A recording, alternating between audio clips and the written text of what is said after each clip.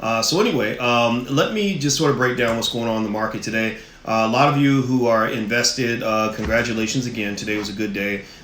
This has actually been a great period for making money if you've been consistent, if you've been diversified, if you've been a smart investor.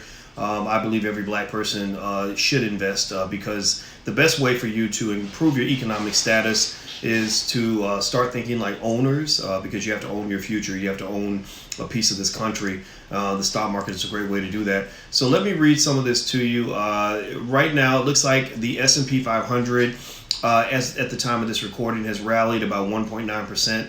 Hey, Fifi Lee, I see you in Minnesota. Yeah, Minnesota, you guys have a big police brutality incident there. The poor brother guy died today.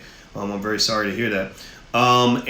So the S&P rallied 1.9%, breaking $3,000 for the first time since March 5th. The Dow Jones Industrial Average rose 577 points, or 2.4%. And basically, here's what's going on. Novavax said it started its first human study on a coronavirus vaccine. That's a big deal when it comes to the market's movement. Anything that involves even a piece of good information about a vaccine is going to shoot the market up.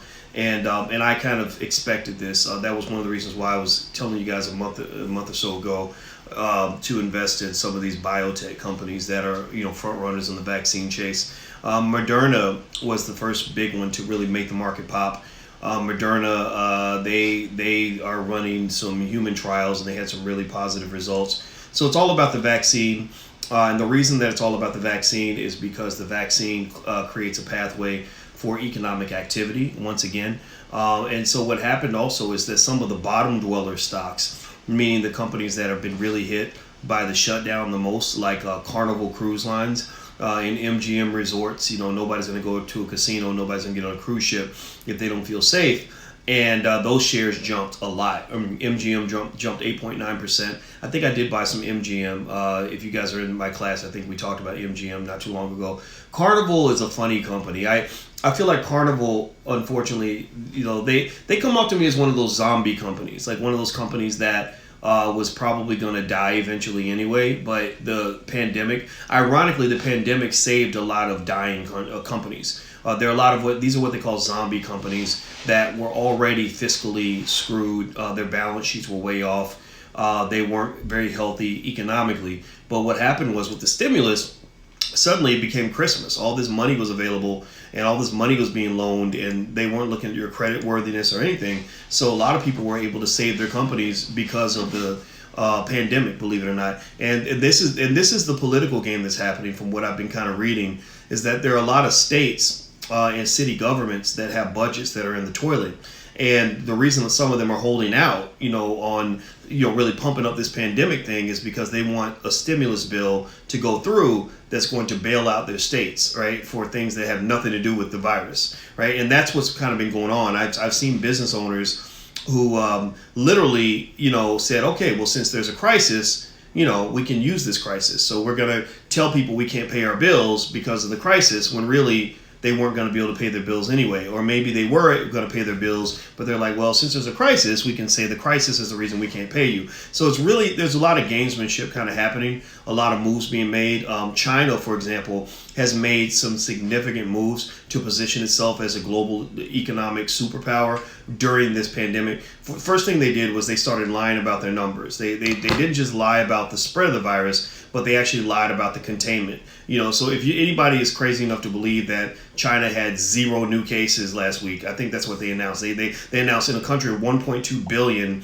that they had 0 new cases. I mean, how many of y'all believe that? Yes or no? How many of y'all believe China had 0 new cases last week, right? They didn't. They didn't have 0 new cases. What they did was they just said, you know what, our healthcare system can deal with it. People will get sick. They'll go to the hospital. We'll deal with that. But we're not going to tell the world our business. And the reason I think they did that is because they wanted their economic numbers to boost up quickly, because the Chinese Communist Party needs economic growth to maintain its power.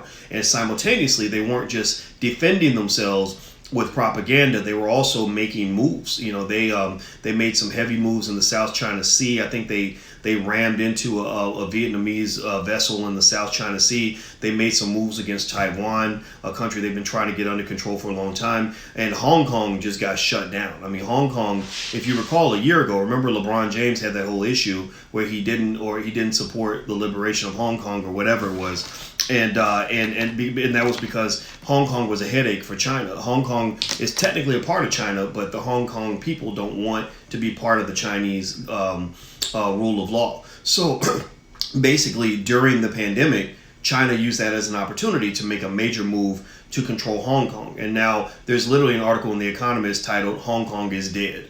And so effectively, this is kind of what happens during situations like this. Rahm Emanuel, Obama's buddy in Chicago, he's a former mayor. He actually, I believe, made the quote that said, "You never let a good crisis go to waste." And so during this crisis, you've seen, a chunk of the world has sat still, like just kind of frozen.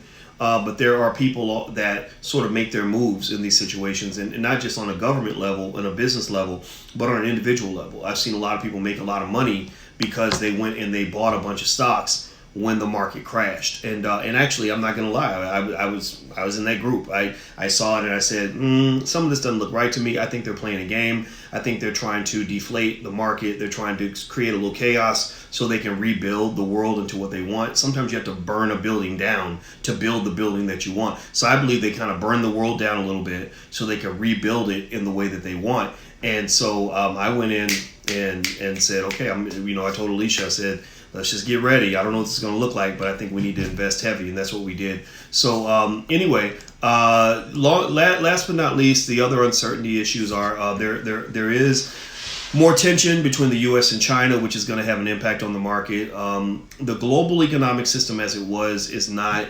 going to look like it did before the crisis. You're going to see a lot more protectionist behavior, which is interesting because that was a theme Donald Trump was on in the beginning. Now the world is kind of on that theme, and that actually reduces global wealth, reduces the strength of the global economy. But there could be some localized benefits. For example, the United States is learning that some of its essential goods that were being made in China need to be made domestically, and I'm a big fan of that because I'm a big fan of building factories and giving people jobs, even if you have a few, 100 fewer billionaires or whatever, or rich people can't get as rich as they could before. I think it's good to have jobs locally. I think that's really important. So anyway, the virus appears to be coming under control, says Bruce Biddles, chief investment strategist at Baird. Lockdowns have been relaxed and we have not seen a resurgence in the virus. Quote, a return to a bull market in stocks and a return to economic growth are dependent in large part upon the containment of the virus, which I believe they have that contained. I think that the only thing that's going to occur, though, the question for me is, how are the expectations of profitability for these companies going to change, and how are the realizations going to match the expectations? Thus far, they looked at consumer confidence, which is a measure of how confident consumers are, how comfortable they feel spending money. Consumer confidence is an important part of the economy. They expected the index to be at 82.3. They got a pleasant surprise. It was actually 86.6. So consumers are more confident than they expected, which is a good thing. So all these things are making the market pop. Also, new home sales in April were higher than the estimates. Single-family home sales were 623,000 last month, beating estimates of 490,000. Southwest Airlines was upgraded. President Donald Trump tweeted, the stock market up big, Dow crosses 25,000, S&P over 3,000, states should open up ASAP. The transition to greatness has started ahead of schedule. There will be ups and downs, but next year will be one of the best ever. Okay, so that's what the president says. Now, one of the things that's interesting also is you want to pay attention to the fact that the president has already said that even if there's a second wave, he's not shutting down the country.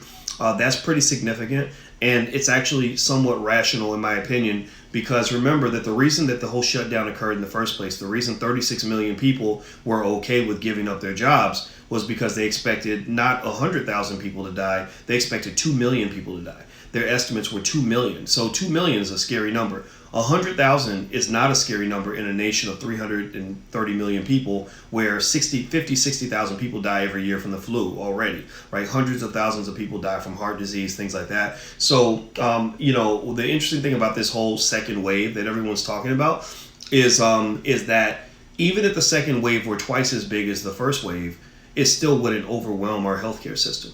It just wouldn't. It would be something where you can isolate the issue, right? We were thinking that all the hospitals would be filled with all these patients, and they just weren't. There's a whole hospital in Brooklyn that was built. They spent $21 million building this hospital, and it's empty. Like, it's totally empty. Like, nobody's using it because they underestimated the number of beds they would need. So, so when you say, he says, what you mean give up their jobs? Yeah, that's what happened. I mean, people lost their jobs, and a lot of people were okay with that. Some people weren't. Some people were kind of mad about it, but most people felt that the safety overrode any sort of economic consideration. And so now what's going on is that you're having, some other interesting issues. There were a bunch of doctors who wrote in a letter to the president saying we need to open the country up because we have thousands of patients that didn't get their cancer screening, so they're now dying of cancer and don't know it.